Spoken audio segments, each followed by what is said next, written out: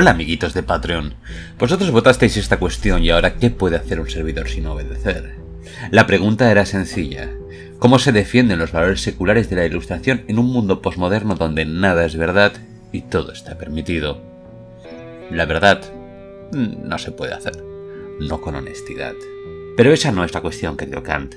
No se trata de que tu filosofía sea incorrecta, pero sí ha pasado mucho tiempo desde tu manifiesto sobre la ilustración y el mundo del futuro no es precisamente ilustrado. Esto no es tu culpa, es que el optimismo por la fuerza de la razón ha dado pie a desastres y equivocaciones que no confieren precisamente confianza en el bien de la ciencia. El relato ilustrado se derrumbó tras 2 guerras mundiales en que millones de muertos fueron abono para la Tierra. Lo que creció después ya no podía aferrarse al optimismo de vuestro relato del progreso mediante la razón. La cultura humana había sido herida de muerte, y la resurrección no se podía racionalizar. Había que sentirla, que romperla y reconstruirla, dudando otra vez de todo, intentando adaptar la filosofía a un siglo que se movía a la velocidad de un tren bala. Break, heart, break. Fail, live or fail, but if you can hear me complaining, I'm neither dead or in jail. ¿Qué es la ilustración? ¿Por qué tantos intelectuales pedantes se declaran amigos de la ilustración y citan sapere aude como si supieran lo que significa? La ilustración es la liberación del hombre de su culpable incapacidad. La incapacidad significa la imposibilidad de servirse de su inteligencia sin la guía de otro. Esta incapacidad es culpable porque su causa no reside en la falta de inteligencia sino en la decisión y valor para servirse por sí mismo de ella sin la tutela de otro. Sapere aude.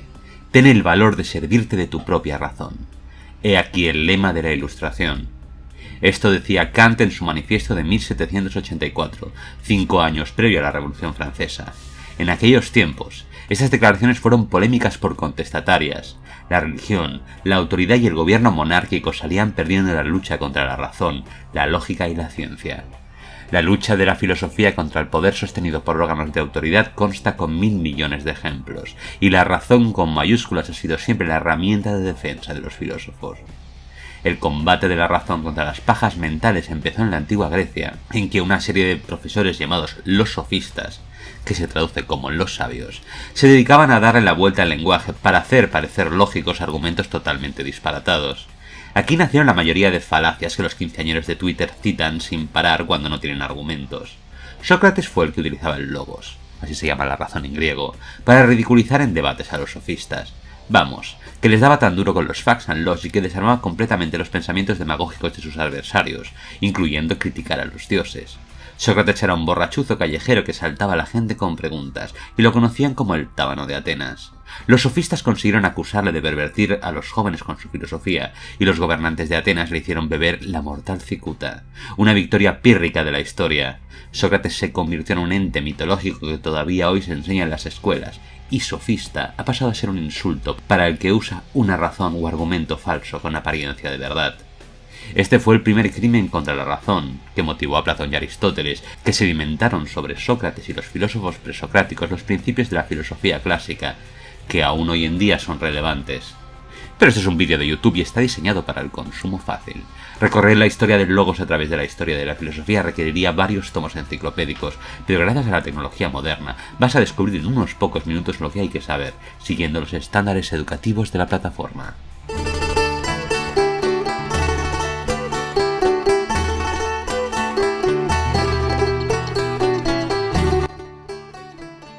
¡Hostia, me han matado al Sócrates! Pues yo digo que las ideas flotan por ahí, tú ni te enteras si no eres filósofo y rey de la república.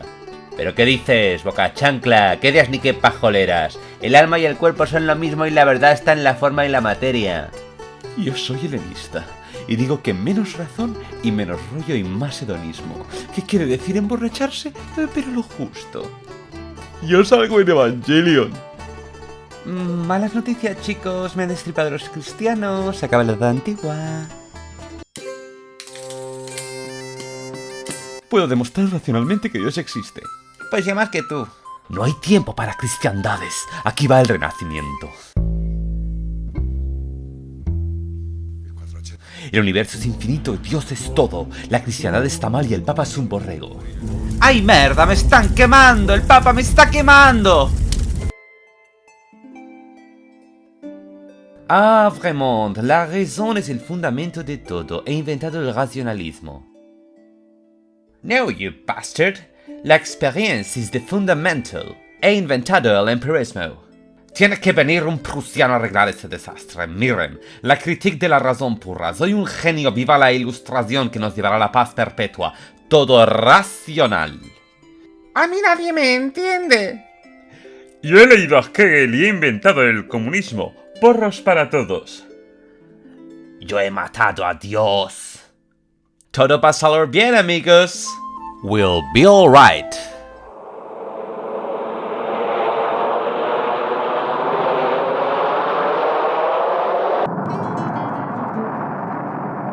Siglo XX, cambalache, problemático y febril.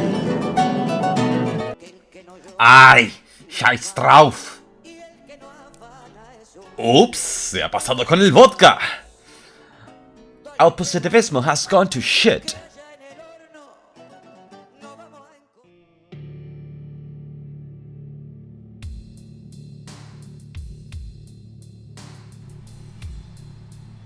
Cuando Adorno y Horkheimer empezaron a escribir dialéctica de la Ilustración desde sus casas en Estados Unidos, la Segunda Guerra Mundial estaba a punto de terminar con un par de bombas nucleares.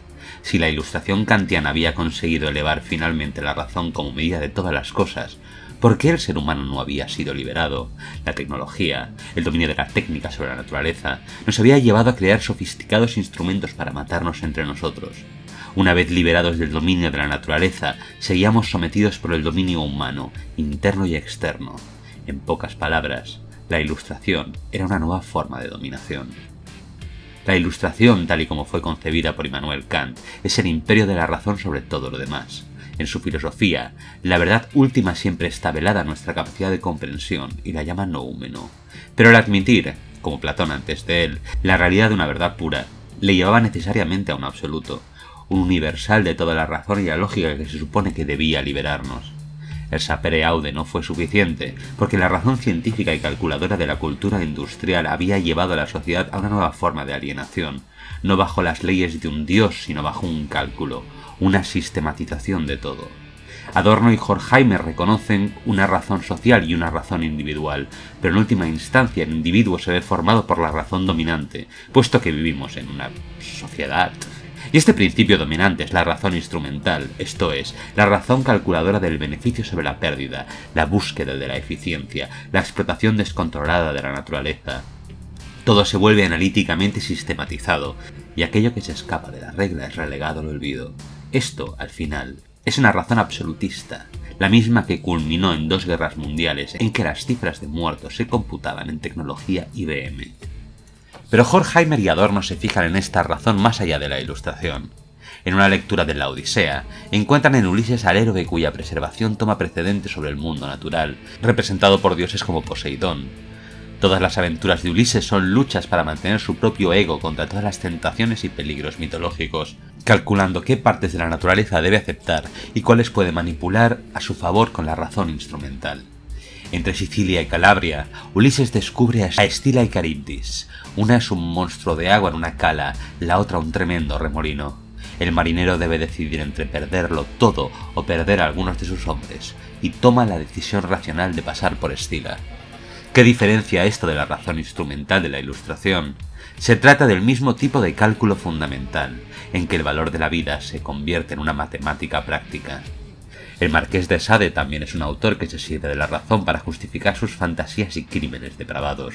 Sus novelas argumentan siempre la lógica atea y mecánica de la explotación del ser humano por el placer de las clases dominantes y la inexistencia de una moral superior a aquella de la razón. Para Adorno y Horkheimer, las obras del Marqués representan la culminación de la racionalidad ilustrada.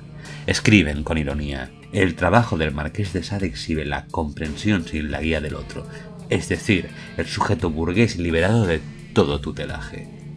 Ya sea el mito codificado de Escila y Caribdis, o si el deseo se puede racionalizar como lo hacía el Marqués, si todo carece de valor más allá del objeto de la autopreservación, ¿por qué no aplicar la misma lógica a la gente? Ese es el principio del fascismo, en que todo el mundo es a la vez uno y parte de un todo, rectitud instrumental al servicio del progreso, donde cualquier pieza rota se puede reemplazar, es repetitiva y obediente. Escriben: Cuanto más dominante se vuelve el complejo organismo social, menos tolera interrupciones del curso ordinario de la vida. Hoy como ayer, mañana como hoy. Todo debe servir el mismo curso. Si la razón es la perfecta homogeneidad del todo calculando lo universal conjuntamente, entonces, ¿qué queda del individuo? La razón es totalitaria. La muerte de Dios no nos hizo libres. La fuerza de la razón no ha conseguido apaciguar las guerras y masacres. La Ilustración alumbró grandes ideas, pero la historia sigue empapada en sangre, y aunque las religiones preilustradas todavía son un lastre irracional para el proyecto, la realidad es que en pleno 2019, sobre el cadáver de Dios, la razón nos ha hecho esclavos de sus sistemas instrumentales. La tercera ley de Newton nos dice que por cada acción hay una reacción igual y contraria, y en Dialéctica de la Ilustración encontramos las semillas de la posmodernidad. Los grandes relatos ilustrados de la historia racional, tanto el positivista, el cristiano como el marxista, son gigantes con pies de barro.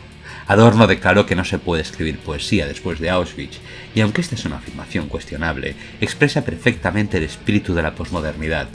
Contra la razón de la Ilustración, el cuestionamiento permanente a todas las estructuras de la razón y el lenguaje, la subversión crítica del modelo tradicional de filosofía. En esta corriente no hay escasez de gilipollas pretenciosos, pero la posmodernidad es un hecho irrefutable. Incluso si te declaras un rebelde contra toda esta corriente, sigues viviendo en este tiempo de redes sociales, fake news y bots. Todo es una inmensa acumulación de espectáculos. Todo lo que era vivido directamente se aparta en una representación. No podemos escapar de nuestro tiempo, y la Ilustración es un ideal lejano que ha dejado tras de sí las deliciosas novelas del Marqués de Sade, los experimentos del Dr. Mengele, las bombas nucleares, el apartheid, los gulags y los campos de exterminio. Jugar a ser un ilustrado en los tiempos de desintegración es puro cosplay, un baile de escalones pretencioso en las ramas de la red social. La razón no ha dejado de ser un valor, pero no es el absoluto con que soñaba Kant. Ahora sabemos que la matemática puede ser inexacta, que la moral es paradójica y que no hay ley universal que rija el transcurso de la historia, ni la utopía comunista, ni la paz perpetua. Solo el misterio indescifrable del hecho de que somos seres vivos, que saben que están vivos, pero no saben por qué.